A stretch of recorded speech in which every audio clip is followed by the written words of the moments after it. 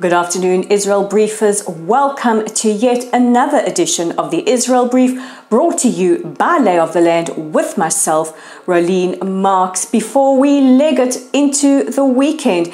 And we're going to do what we do every Monday to Thursday, and that is take a look at those top stories making headlines. And we begin by saying, oh, South Africa, really? South Africa's DIRCO, that's Department of International Relations and Cooperations, have released a statement condemning the African Union for allowing Israel to re-enter, albeit with observer status. Yesterday, in a press release, DIRCO said that they are appalled that the AU would allow an unjust Israel, and throughout their statement went on to excoriate the Jewish state for the treatment of Palestinians without giving any weight or any side to Israel's experience. And they said that the AU acted without consulting all its member states. Now, readmittance to the African Union is a major diplomatic gain for the state of Israel and goes a long way to significantly improve the status of relations with Israel and many states on the African counterpart.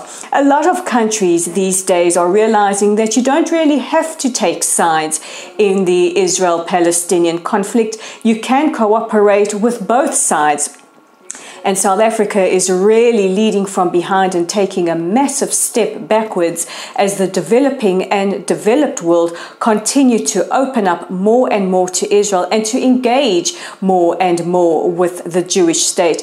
We also remind viewers that South Africa was one of the few, if not one of the only countries to object to the signing of the Abraham Accords, which sees normalization take place between Israel and countries like the United Arab Emirates, Bahrain, Morocco, and the Sudan. And of course, there is movement to include more countries in the growing circle of peace.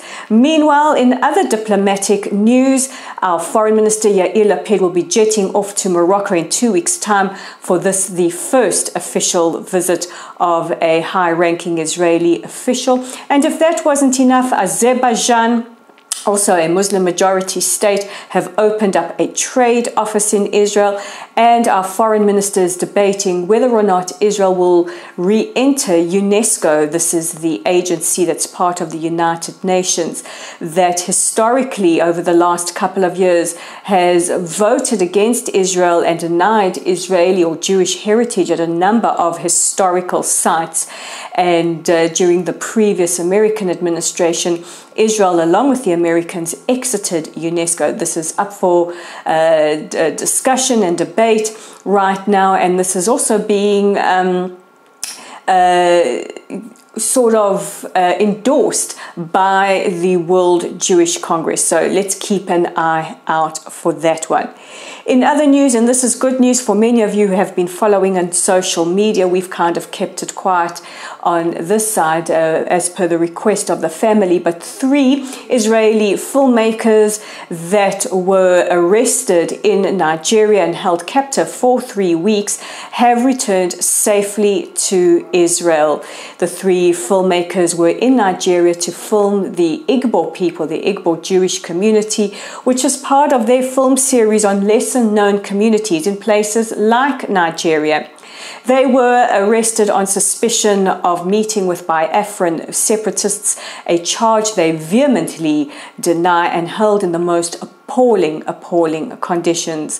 Thank goodness they are back on Israeli soil and have landed safely.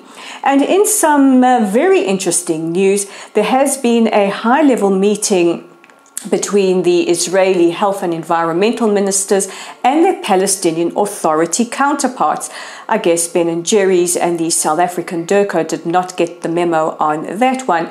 And meetings of this kind haven't taken place for the last couple of years as relations between Israel and the Palestinian Authority have soured.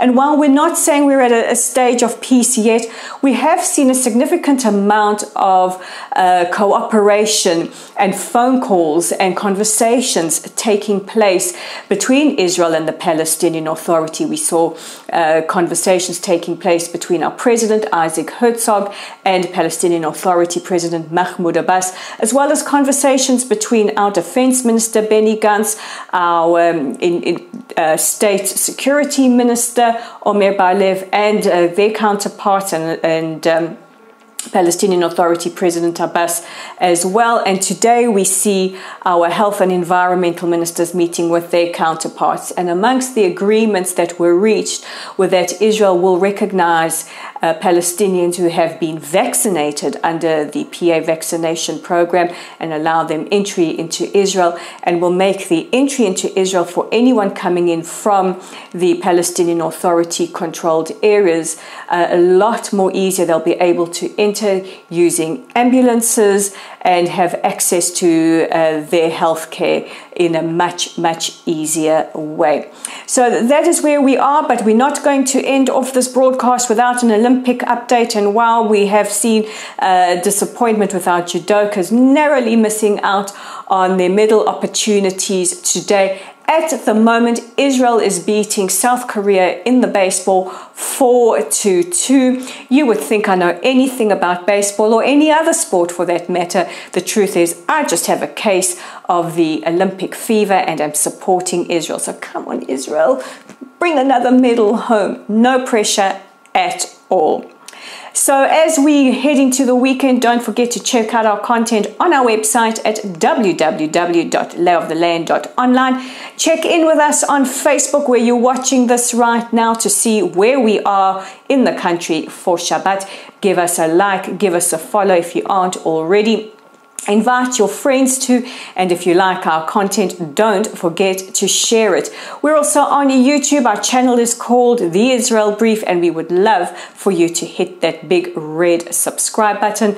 We're on Twitter at LayOfTheLand5, so hit us up with a message there or follow us. And all that remains is for me to wish you a wonderful and restful and above all healthy and safe weekend. Shabbat Shalom from all of us here, and we will see you next week.